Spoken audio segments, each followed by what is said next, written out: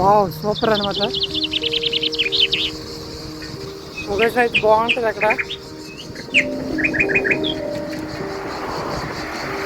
Hi guys, welcome back my channel. నేను ఇటలీలో డ్యూటీకి వెళ్ళి వచ్చిన తర్వాత రూమ్లో బోరింగ్ ఉందని చెప్పేసి నేను బయటకైతే 5 km సైకిల్ రైడ్కి అయితే వెళ్ళడం జరిగింది.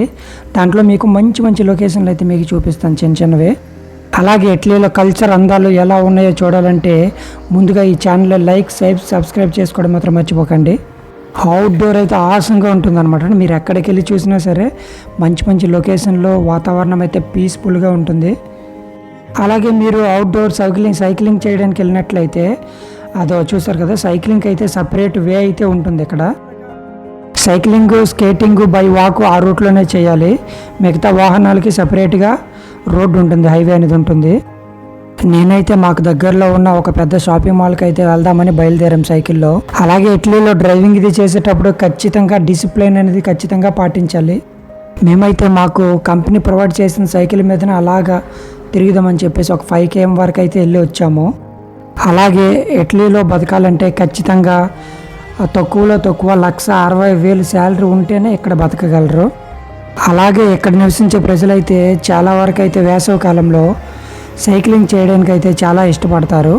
అలాగే ఇక్కడ ఒక్కొక్క సైకిల్ కాస్ట్ ధర అయితే 10 లక్షల దాకా ఉంటుంది. ఒక సైకిల్ కాస్ట్ ధర మాత్రం, అంటే ఎక్కువలో ఎక్కువ అనమాట. దాంతో కాస్ట్లో కూడా ఉన్నాయని చెప్తున్నాను మీకు.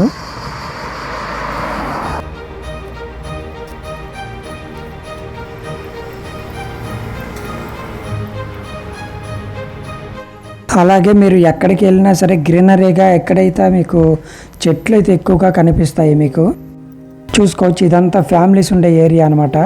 మొత్తం చూసారా, మేఘమే కనిపించదు, పచ్చగా ఉంటుంది అనమాట ఇక్కడ.